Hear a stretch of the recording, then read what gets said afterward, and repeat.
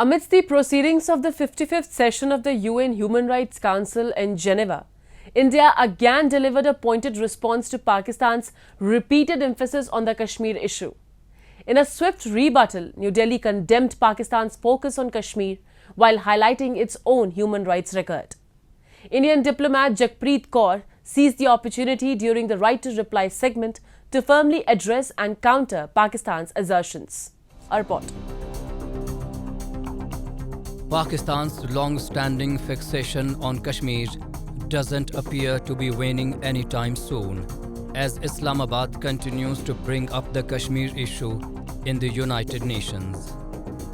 Recently, during the general debate at the 55th regular session of the UN Human Rights Council, Pakistan, speaking on behalf of the Organization of Islamic Cooperation, again raked the issue of Jammu and Kashmir in its statement. The human rights situation in occupied Jammu and Kashmir remains a matter of deep anguish.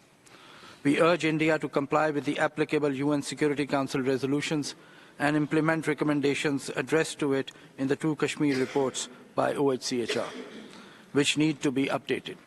The Council must pay attention to consistent observations made by SPMHs on the human rights violations, impunity and draconian laws in the occupied territory. India slammed Pakistan for raking up the Kashmir issue at the United Nations Human Rights Council. Jagpreet Kaur, the Under-Secretary at India's permanent mission to the UN in Geneva, exercised India's right to reply. Coming down heavily on Pakistan, Kaur emphasized that Islamabad should introspect on its own appalling human rights record and that the country deserved global reputation as the world terrorism factory. We have taken the floor previously during this session and conveyed our disinclination to waste the Council's time in responding to fallacious comments about India by one particular delegation, which does so as they do not have anything constructive to contribute. It is unfortunate that this country continues with its diatribe against India, including by continuing to misuse the OIC's platform to further their own politically motivated agenda. Mr. Vice President, we do not wish to dignify such remarks by responding to them and are taking the floor again only to urge that delegation to introspect on their own appalling human rights record and their deserved global reputation as the world's terrorism factory. Pakistan has a long history of persecuting its minorities, whether be it Hindus, Christians, Sikhs, or Ahmadis. Recent years have seen a distressing increase in targeted oppression and violence against religious minorities within the country. According to a report of US Commission on International Religious Freedom, at least 56 people remained in police custody over blasphemy allegations as of December 2023. One of the most severe human rights violations in Pakistan is the enduring violence in Balochistan province. The Baloch people have been striving for independence for decades, with Pakistani security forces facing accusations of committing serious human rights abuses in the region.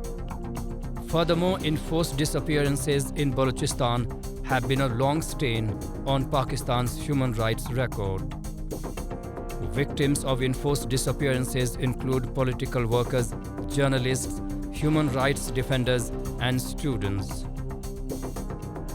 Anyone who is merely suspected of sympathizing with the separatists or of being remotely linked with them is at risk of being abducted.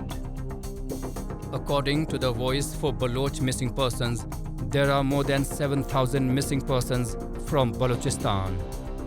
However, the Commission of Inquiry on Enforced Disappearances says there are just 454 active cases from Balochistan as of October 2023.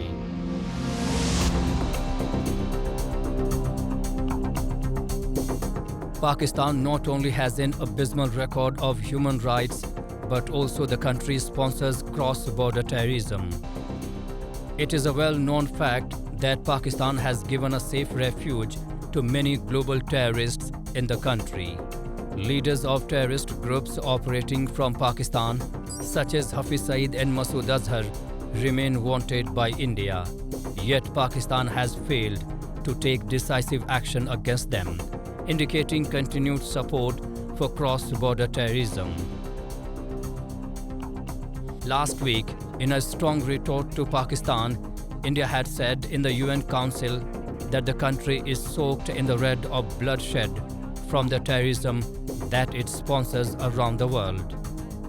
Pakistan since decades has been using all global platforms to spew venom against India.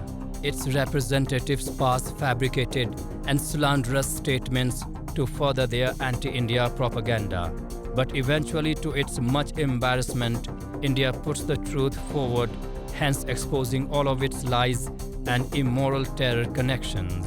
Radicalism and terrorism still remain a pressing danger for the whole world.